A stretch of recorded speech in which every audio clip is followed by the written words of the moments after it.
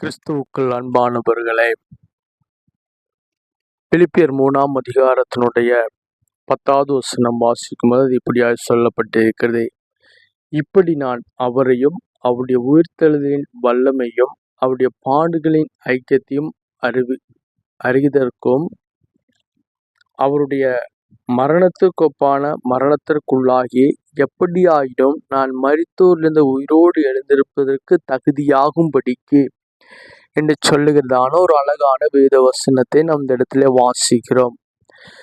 இந்த வசனத்துல அவர் நமக்கு எதை கற்றுக் கொடுக்க அப்போஸ்தலனாகிய பவுல் பிலிப்பியர்கள் நிறுவத்துல எதை நமக்கு கற்றுக் கொடுக்கிறார் என்று சொன்னால், ஒரு மனுஷன் அதாவது உயிரோடு எழுந்திருப்பதற்காக நாம் இந்த பூமியிலே நமக்கு என்ன தகுதி வேண்டும் என்று சொல்லி இந்த இடத்துல அவர் சொல்லி இருக்கிறார். இன்னைக்கு தகுதி என்று சொல்லி வரும்போது, உயிர்த்தெழுதல் எனக்கு பங்கு உண்டாக வேண்டும், அந்த பங்கு எனக்கு வேணும் அப்படின்னு சொல்லி இன்னைக்கு நம்ம அநேக பேர் என்ன செய்கிறோம், அதை வாஞ்சித்து இச்சித்து கொண்டே இருக்கிறோம். நல்லவர்களோ கெட்டவர்களோ, ஜபிக்கிறவர்களோ ஜபிக்காதவர்களோ, வேதத்தை வாசிப்பவர்களோ வாசிக்காதவர்களோ, அதை பற்றியெல்லாம் இன்னைக்கு யாரும் யோசிப்பதற்காக அல்ல. ஆனா எப்படியாயினும் என்ன செய்யப்பட வேண்டும், உயிர்த்தெழுதல் எனக்கு பங்கு உண்டாக வேண்டும் என்று சொல்லி அநேக பேர் என்ன செய்யறோம், நாம் எதிர்பார்க்கிற ஒரு அனுபவத்தை நாம் பார்க்க முடிகிறது.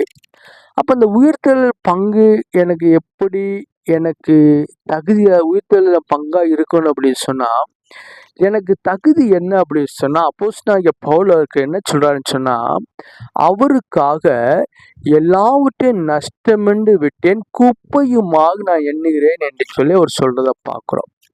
அப்ப முதல் தகுதி என்ன அப்படின்னு சொன்னா, ரட்சிக்கப்பட்டோடைய வாழ்க்கையில பரலோக ராஜ்யம் எனக்கு வேண்டும், உயிர்த்தெழுதல் பங்குள்ளவனாய் மாற வேண்டும் என்று சொன்னால், அவர் என்ன சொல்றாரு, அவருக்காக எல்லாவற்றையும் நஷ்டமென்று நான் விட்டேன் அப்படின்னு சொல்லி பவுல் ஐயா நமக்கு தைரியமா ஒரு காரியம் எல்லாத்தையும் விட்டுட்டேன்னு அவர் சொல்றாரு. ஆனா இன்னைக்கு இந்த பூமியில வாழுகிறதான மனிதர்களுக்கு எதையும் விட்டு விடணும் அப்படிங்கிற ஒரு மனப்பக்குவம் இல்லாததை நாம் பார்க்க முடிகிறது. போதும் என்று சொல்லுகிற மனப்போக்கும் இன்னைக்கு யாரிடத்துல இருப்பதை நாம் பார்க்க முடிகிறது. பணம் இருப்பவர்கள் இன்னும் அதை எப்படியாவது நான் சம்பாதித்து கொள்ள வேண்டும் என்று சொல்லுகிற ஒரு எண்ணம், இல்லாதவர்கள் அதை எப்படியாவது நான் சம்பாதிக்க வேண்டும் என்று சொல்லுகிற எண்ணம். ஆனா இந்த ரெண்டையும், அதாவது எனக்கு இல்லாததை கொடுக்க வேண்டும் என்று சொன்னால் என் கர்த்தர் அதை தர வேண்டும் என்று சொல்லுகிற, இல்ல தருவார் என்று சொல்லுகிற அந்த எண்ணம் அற்றவர்களா இன்னைக்கு இந்த பூமியில இருப்பதை நாம் பார்க்க முடிகிறது. இன்னைக்கு நம்ம எத்தனை பேர் அந்த ஒரு அனுபவத்துக்குள்ள இருக்கிறோம்.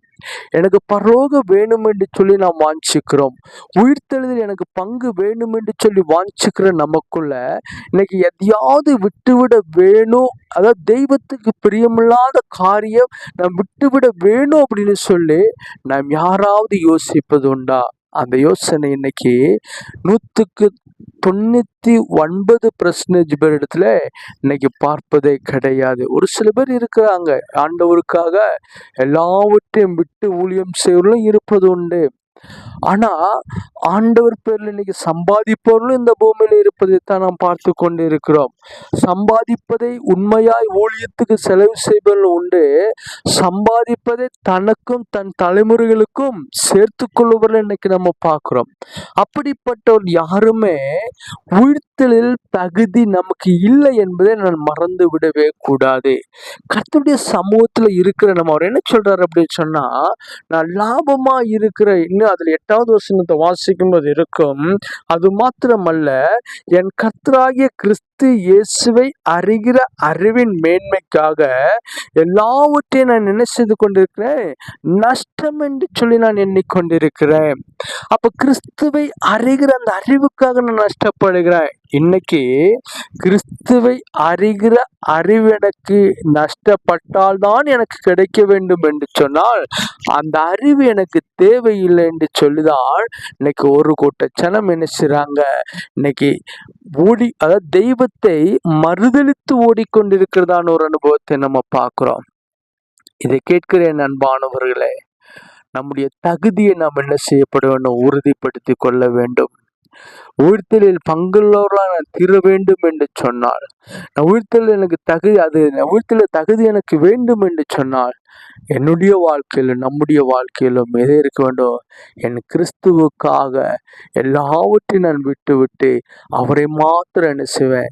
பின்தொடர்வேன் என்று சொல்கிற அந்த சிந்தனை நமக்குள்ள இருக்கும் என்று சொன்னால், நிச்சயமாக அவருடைய வருகையின் நாளிலே உயிர்த்தெழுதல் நினைச்சிறேன் நான் பங்குள்ளவர்களாக என்னை தகுதிப்படுத்த என் கர்த்தர் சித்தமுள்ளவராயிருக்க. ஒரு நிமிஷம் நம்ம ஜெபிப்போமா? மகா இரக்கமும் கிருபையும் நிறைந்த எங்கள் அன்பின் பிதாவே, இந்த நாளிலும் கூட உடைய சமூகத்திலே எங்களை ஒப்பு கொடுத்து நாங்கள் ஜெபிக்கிறோம். ஆண்டவரே, உயிர்த்தெழுதலின் தகுதி என்று சொல்லி நாங்கள் பார்க்கும் பொழுது, கிறிஸ்துவுக்காக எல்லாவற்றையும் விட்டு உம்மை பின்தொடர வேண்டும் என்று சொல்லி நாங்கள் பார்க்கிறோம். ஆண்டவரே, அந்த அனுபவத்தை என் ஆண்டவர் எனக்கும் எங்களுக்கும் என் தேவன் நீங்க தரும்படியாக ஜெபிக்கிறோம். பரிசுத்தாவை நடத்துங்க. உம்முடைய பாதையில செவியாய் நடத்தி இந்த நாளுக்கு உண்டான ஆசீர்வாதம், இந்த நாளுக்கு உண்டான கனம் புகழ் எல்லாவற்றையும் அன்றே உடைய சமூகத்தில் நாங்கள் காத்திருந்து பெற்றுக்கொள்ள என் தேவன் உதவி செய்யும்படியாக ஜெபிக்கிறோம். ஆவியாண்டே கரங்களுக்குள் ஒப்பு கொடுக்கிறோம். இயேசுவின் மூலம் ஜெபங்கள் நல்ல பிதாவே. ஆமேன், ஆமேன், ஆமேன்.